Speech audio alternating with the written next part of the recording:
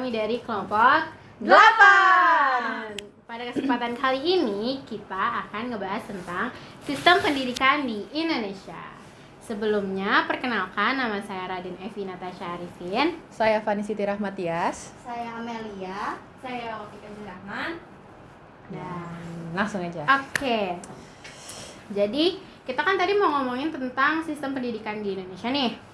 Nah, kalau dipikir-pikir, pendidikan itu dari kita kecil gak sih? Betul banget. Sampai sekarang dong pastinya. Benar. Ya kan? Tapi sebenarnya sistem pendidikan di Indonesia itu gimana sih? Kayak kenapa ada jenjang pendidikan? Kenapa ada jenis-jenis pendidikan? Terus kenapa ada kurikulum itu bisa berubah? Oke. Mending sebelum kita masuk ke pembahasan yang lain ya, coba kita mending bahas dulu jenis-jenis pendidikan. Karena ternyata di Indonesia ini jenis pendidikan tuh nggak cuma di sekolah loh. Gimana tuh, Kak? Nah, iya tuh bener banget. Jadi banyak yang mungkin mikir pendidikan itu tuh cuma soal masuk sekolah aja, padahal ada beberapa jenis pendidikan. Nah, jadi kalau yang aku tahu nih ya, di Indonesia tuh ada 3 jenis pendidikan. Ada non formal, ada formal, sama informal. Jadi kalau formal tuh kayak pendidikan yang ada di sekolah-sekolah tuh kayak SD, SMP, SMA, bahkan sampai ke perguruan tinggi, Kak. Tapi kalau misal pendidikan non formal itu biasanya tuh kayak kursus pelatihan gitu nggak sih? Terus kalau misalnya pendidikan informal tuh kayak pendidikan yang kita dapat dari keluarga atau dari lingkungan sekitar kita. Bener gitu. banget, pokoknya dari lingkungan pertemanan atau tetangga-tetangga kita juga kita bisa dapat pendidikan, Kak. Gitu. Berarti sebenarnya tuh pendidikan tuh luas ya, nggak hanya di sekolah formal gitu aja. Bener banget, Kak, bener. Nah, betul banget. Terus nih aku mau nanya lagi. Kenapa tuh, Kalau Kak? jalur pendidikan sendiri itu apa bedanya sih sama jenis pendidikan? Nah, kalau jalur pendidikan itu lebih menjelaskan bagaimana seseorang itu mendapatkan pendidikan, Kak. Jadi ada 3 jalur nih, yaitu jalur formal, non formal, sama informal. Jadi kalau jalur formal itu biasanya ya kayak sekolah. Nah, terus kalau jalur informal itu melalui kegiatan seperti kayak kursus atau pelatihan. Jadi kayak PKB kemarin itu kan kita Bener. Nah, sedangkan jalur ini tuh kayak penting banget karena yang informal itu kayak keluarga sama lingkungan. Nah, menurut aku tuh adanya jalur ini tuh penting karena setiap orang tuh punya kesempatan belajar yang berbeda.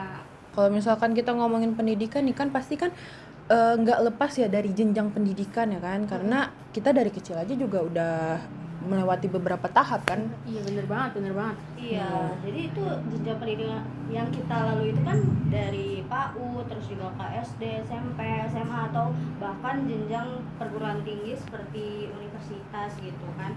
Setiap jenjang itu tuh punya tujuan masing-masing. Misalnya di SD kita tuh membangun kemampuan dasar dan karakter, sedangkan di perguruan tinggi itu kita lebih mementingkan ilmu dan keahlian. Nah, selain itu kan kita juga sering dengar nih tentang perubahan kurikulum. Kayak setiap tahun atau setiap ada pergantian presiden atau pergantian menteri itu kita selalu ada perubahan kurikulum kan. Nah, kira-kira tuh kenapa sih kurikulum tuh sering berubah-ubah gitu? Kalau dari aku tahu ya, kalau perubahan kurikulum ini juga mengikuti zaman sama kebutuhan masyarakatnya itu sendiri. Jadi tuh kurikulum ini tuh sebagai pedoman dalam pembelajaran. Jadi mulai dari materi yang dipelajari sampai ke tujuan pembelajaran itu sendiri, Kak. Nah, salah satu kurikulum yang mungkin pernah kita pakai itu kurikulum Merdeka. Kalau sekarang tuh kurikulumnya baru, Kak. Jadi kurikulum yang Merdeka ini dibuat supaya pembelajaran itu lebih fleksibel, aktif, terus sama kreatif juga. Jadi bisa membangun nih kemampuan berpikir kritis anak-anak gitu. Ya, tapi dalam penerapan kurikulum tersebut tuh juga pasti ada tantangannya gitu. Misalnya kayak kesiapan guru, terus juga fasilitas sekolah, dan juga perbedaan kondisi pendidikan di setiap daerah. Oke, tadi kan kita udah ngebahas nih tentang sistem pendidikan yang ada di Indonesia kan.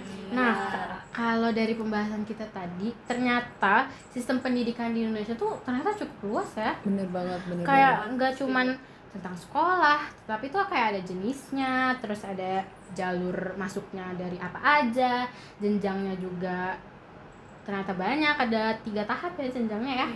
Terus ternyata tuh juga kurikulum tuh saling berkaitan. Bener banget Kak, bener. Dan semua dari bagian-bagian itu tuh punya tujuan yang sama, yaitu untuk membantu masyarakat mendapatkan pendidikan yang lebih baik. Nah, tapi walaupun ada beberapa tantangan, nah kebijakan pendidikan ini tuh tetap perlu terus dikembangkan nih supaya sesuai dengan kebutuhan zaman.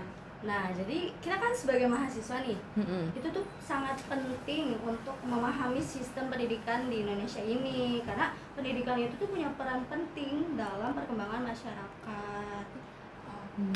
Oke, ternyata banyak juga ya pembahasan tentang sistem-sistem pendidikan yang ada di Indonesia ya, kayak nggak cuman sekolah masuk terus kita belajar, ternyata ya Bahkan dari lingkungan sekitar kita juga kita bisa belajar gitu, bisa dari dapat pendidikan dari gitu. rumah tuh ternyata kita bisa belajar juga ya, Bener nggak cuma di banget. Dalam sekolah. proses pembelajaran. Iya. Bener.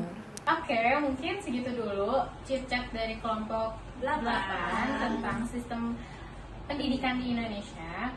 Jadi sebelum kita menutup, kayaknya ada closing statement atau kesimpulan nih dari kakak. Oke, jadi seperti tadi pembahasan yang tadi kan kayak ternyata pendidikan itu nggak cuma ada di sekolah tapi juga ada di lingkungan tempat kita tinggal gitu, mulai dari keluarga atau tetangga, terus juga bisa mungkin dari bimbel gitu kan. Terus juga ternyata kurikulum itu tuh nggak cuma ada satu, tapi itu juga mengikuti perkembangan zaman yang ada di Indonesia. Oke. Betul. Ada lagi yang mau nyampein? Dari aku Oke, mungkin sekian pembahasan dari kelompok kami. Terima kasih untuk yang sudah mendengarkan podcast kami. Yes, thank you. Bye-bye. Bye-bye.